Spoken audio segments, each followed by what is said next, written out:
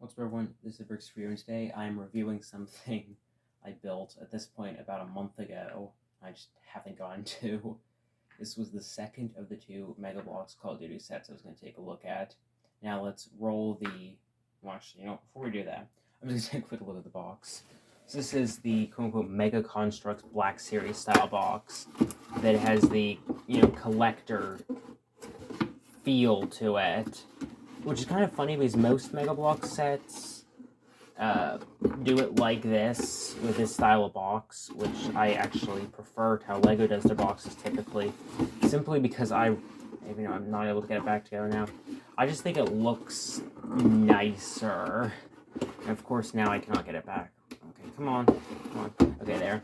On the side, you see your two figures in the set, piece of hair, I got stuck in the tape. Advertising products on the back, which you can no longer buy because they lost the license. And that is pretty much it. Let's roll the admittedly awkward intro based on a dead meme. And let's get right into this.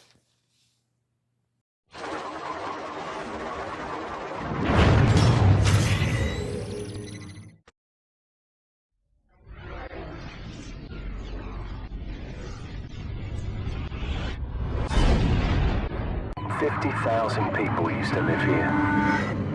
Now it's a ghost town.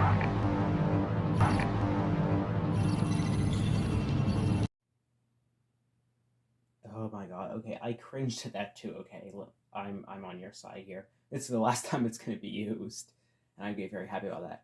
So this is what's included. So first off, we have a flag right here, so this is obviously some kind of capture the flag mode. This is not, team deathmatch. But it's very basic, just Mega Bloks flag. You'll see it in like Halo sets, just on one of the, character tiles. Very, very simple. We have two characters, and honestly, I bought this thinking this guy was Ghost. Apparently, he's called Mace. I have no idea who that is. An Amazon comment was like, he's my, favorite skin in Modern Warfare 2019 and Warzone, and I'm like, I honestly have no idea who that is. I thought it was Ghost, I'm just gonna be honest.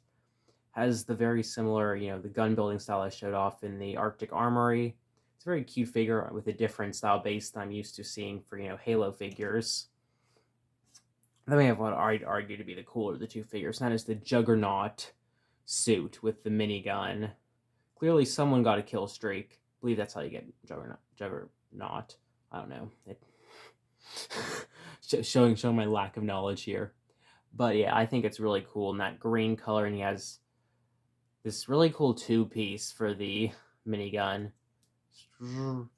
It does feel a little out of scale with the figure, but it's a building toy. And then we have over here we have another one of these little, I believe these are meant to be the precision airstrikes. You have 3 of, when I believe you get a 5 kill streak. I believe that's what this is meant to represent.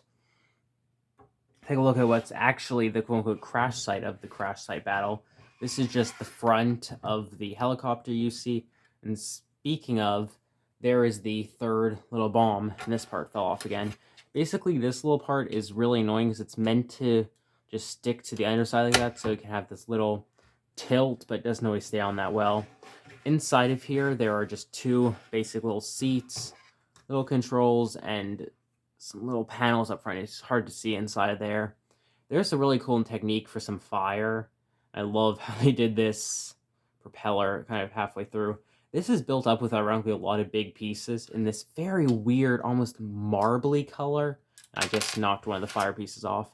But yeah, it's a very interesting color, I must say. It's definitely not one LEGO produces or ever will produce, simply just because it does have this weird sparkle tendency in it, which a lot of the Mega Bloks sets tend to have, which is of course how they get the used feel. And of course on this side you have this logo, and then you just have another one of these plates doing a little like texture print marbled. I forget exactly which one it is in Mega Bloks' case. It does kind of cause some of the sets to get the dirty, kind of rugged feel they're going for. They can look a little weird, like in this case. Oh, wow. I'm looking at the building and I'm almost thinking of like flavors of ice cream, like the really weird stuff that has like berries mixed into it. I don't know. I am not an ice cream person. Then we have over here, we have the third precision little missile, Hotel Aaron, A Iron. It's the hotel from the map. Here I have an air conditioning, and I really enjoy that. Here you have two different little windows that you have a character behind shooting out. I actually really enjoyed this part right here of the build on the bottom layer. I think I'm going to try to capture this somewhat in Lego for some build I built, just because I actually really enjoyed this. I loved seeing this 1x2 piece, the 1x2 half round. I've been raving on Lego sets, and it turns out, hey, Mega Bloks did that first. I just think that is a little interesting. But here we have two printed pieces for this hotel sign. Now you can see where the airstrike is just kind of attached on a little ball joint. And like most things, Mega Bloks has way too tight of a fit. So either your parts are going to not want to stay together, or they're going to stay on forever. You kind of have no in-between with Mega Bloks sets. You have this barrel right here. And of course, from the back, this build, like almost every build in any building toy ever, is unfinished. You can see kind of some of the bigger parts that went into construction this, and even this little ladder. But what is notable about this set isn't that it's based on a COD 4 map, isn't that it's, Modern Warfare 2019, isn't any of that. It's that this was the last large-scale Call of Duty set for Mega Bloks before they lost the license. They had been doing a bunch of figure packs based on Warzone, but this is the last Call of Duty set they ever produced, and I have so many memories of watching Jangbricks' old Mega Bloks reviews back when he did those. And, to think this is kind of the end set to it all is a little emotional. I don't really want to say it because it's Mega Bloks at the end of the day. It's Mega Bloks. At the end of the day, I love Lego, but it is kind of emotional because I have such fond memories of watching those videos when I was little and having no idea about the subject matter, and just hearing what Jang said, and I enjoyed those videos so much.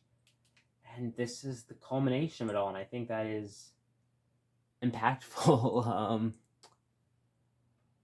Yeah, it is very sad. I think Mega Bloks is definitely struggling, and I feel like they're not going to have a place much longer, which makes me really sad because I feel like the niche they bring is so great, but the reality is, in a lot of cases, either A, the IPs they have are not always the greatest sellers. Like, as much as I hate to say it, Halo isn't the name it was, in 2007. I mean, everyone knows what Halo is, but it's not like Halo toys are flying off the shelves. I mean, I constantly see, on the social medias, people talking about figures ending up at just Ross and stuff for insane discounts. It is sad to see.